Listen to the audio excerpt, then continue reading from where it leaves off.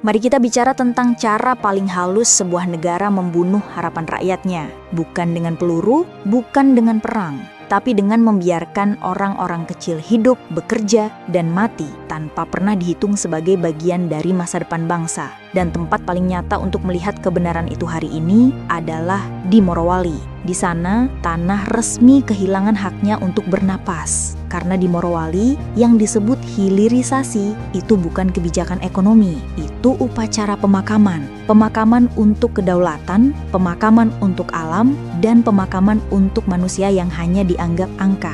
Mari kita bayangkan satu sosok, seorang bapak yang seumur hidupnya adalah nelayan. Tangannya melepuh, kulitnya gosong, tulangnya keras bukan karena gym, tapi karena puluhan tahun mengangkat jaring. Dia bukan ahli ekonomi, dia tidak mengerti Tiongkok, BRI, atau apa itu tax holiday. Yang dia tahu hanya satu, laut yang sama yang dulu memberinya hidup, sekarang memberinya kabar kematian. Berharap ikan, tapi yang dia dapat hanya bau besi, limbah, dan suara mesin besar yang tak punya hati. Dia keluar pagi-pagi, ia melihat air berubah warna. Ia melihat anaknya batuk tiap malam, istrinya sesak napas tiap pagi. Tapi apa yang bisa ia lakukan? Protes? Siapa yang mau mendengar suara orang yang bahkan negara anggap cuma figuran? Sementara di balik pagar industri IMIP, cahaya terang tak pernah padam. Lampu-lampu itu menyala 24 jam, seakan berteriak kepada seluruh Morowali, "Ini bukan rumah kalian lagi." Dan siapa yang duduk di balik kontrol industri raksasa ini? Mari kita lihat nama-nama di balik kendali itu. Pertama, Jenderal Purna Sintong Panjaitan, mantan komandan pasukan elit dan presiden komisaris bintang 8. Nama yang cukup untuk membuat aparat paling keras pun tiba-tiba menunduk. Nama yang cukup untuk membuat jalur hukum jadi elastis. Di sebelahnya, ada Maijen Purna Hendarji Supanji, mantan Danpus Pomat, orang yang hidupnya mengurus disiplin tentara.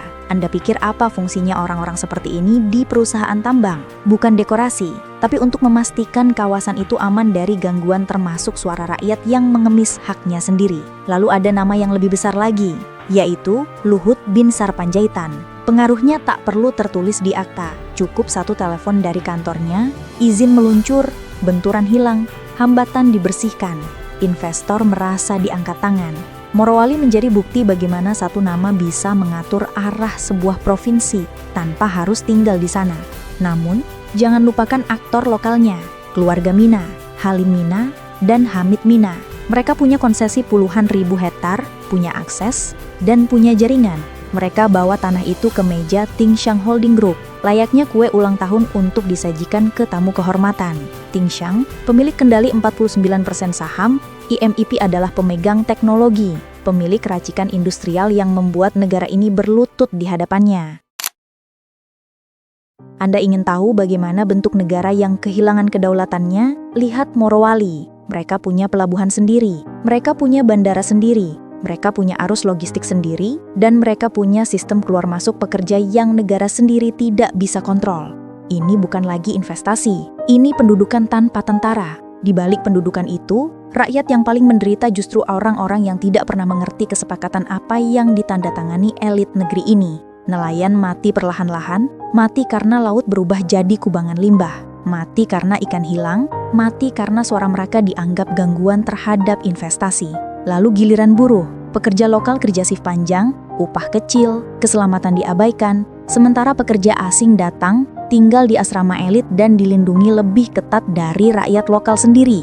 Dan tragedi paling busuknya, ledakan ITSS 24 Desember 2023. 21 orang hancur jadi adonan daging panas. Slak Caik masih ada di dalam tungku, tapi perintah masuk tetap jalan. 2 WNA Tiongkok dinyatakan tersangka. Tapi apa yang terjadi setelah itu? Video dilarang, foto disita, saksi dibungkam, serikat buruh diboikot. Semua cerita tentang nyawa manusia diperlakukan seperti sampah yang harus disapu cepat sebelum investor tutup buku. Sementara itu, negara berdiri di depan kamera dan bilang, semuanya terkendali. Terkendali buat siapa? Pekerja yang mati, istri yang menunggu dan yang datang cuma peti, atau terkendali buat mereka yang takut reputasinya hancur kalau dunia tahu betapa busuknya sistem ini? Bangsa ini tidak akan runtuh karena kehilangan uang.